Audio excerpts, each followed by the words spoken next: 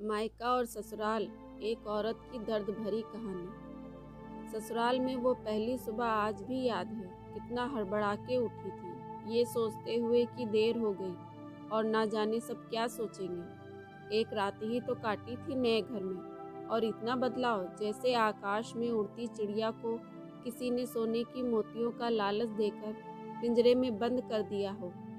शुरू के कुछ दिन तो यूं ही गुजर गए। हम घूमने बाहर चले गए। जब वापस आए तो सासू माँ की आंखों में खुशी तो थी, लेकिन बस अपने बेटे के लिए ही दिखी मुझे। सोचा शायद नया नया रिश्ता है, एक दूसरे को समझते देर लगेगी, लेकिन समय ने जल्दी ही एहसास करा दिया कि मैं यहाँ बहू हूँ। जैसे चाहे वैसे नहीं रह सकती। कुछ कायदा मर्यादा है जिनका पालन मुझे करना होगा। धीरे धीरे बात करना, धीरे से हंसना, सबके खाने के बाद खाना, ये सब आदतें जैसे अपने आप ही आ गई। घर में माँ से कभी कभी बात होती थी। धीरे धीरे पीहर की याद सताने लगी। ससुराल में पूछा तो कहा गया अभी नहीं, कुछ दिन बाद।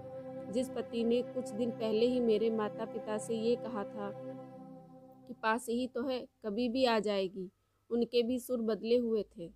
अब धीरे धीरे समझ आ रहा था कि शादी कोई खेल नहीं है। इसमें सिर्फ घर नहीं बदलता, बल्कि आपका पूरा जीवन ही बदल जाता है। आप कभी भी उठ के अपने पीहर नहीं जा सकते। यहाँ तक कि कभी याद आए तो आपके पीहर वाले भी बिना पूछे नहीं आ सकते। पीहर का वो अल्हड़पन, वो बेबाक हंसना, वो जूठे मुंह रसोई में कुछ भी छू लेना, जब मन चाहे तब उठना, सोना, नहाना, सब बस अब यादें ही रह जाती हैं। अब मुझे समझ आने लगा था कि क्यों विदाई के समय सब मुझे गले लगाकर रो रहे थे। असल में मुझसे दूर होने का एहसास तो उन्हें ही हो रहा था, लेकिन एक और बात थी जो उन्हें अंदर ही अंदर परेशान कर रही थी कि जिस सच से उन्होंने इतने साल मुझे दूर रखा, अब वो मेरे सामने आ ही जाएगी। पापा का ये झूठ कि मैं उनकी बेटी नहीं बेटा हूँ, अब और दिन नहीं छुप पाएगा। उनकी सबसे बड़ी चिंता ये थी, अब उनका ये बेटा, जिसे कभी बेटी होने का एहसास नहीं कराया गया था, जीवन के इतने बड़े सच को कैसे स्वीकार करेगा। माँ को चिंता थी, उनकी बेटी ने कभी एक गिलास पानी का नहीं उठाया, तो इतने बड़े घर की जिम्मेदारी कैसे उठाएगी। सब इस विदाई और मेरे पराए होने का गम जानते थे, सिवाय मेरे, इसलिए सब ऐसे रो रहे थे। आज मुझे समझ आया कि उनका रोना गलत नहीं था, हमारे समाज का नियम ही है ये।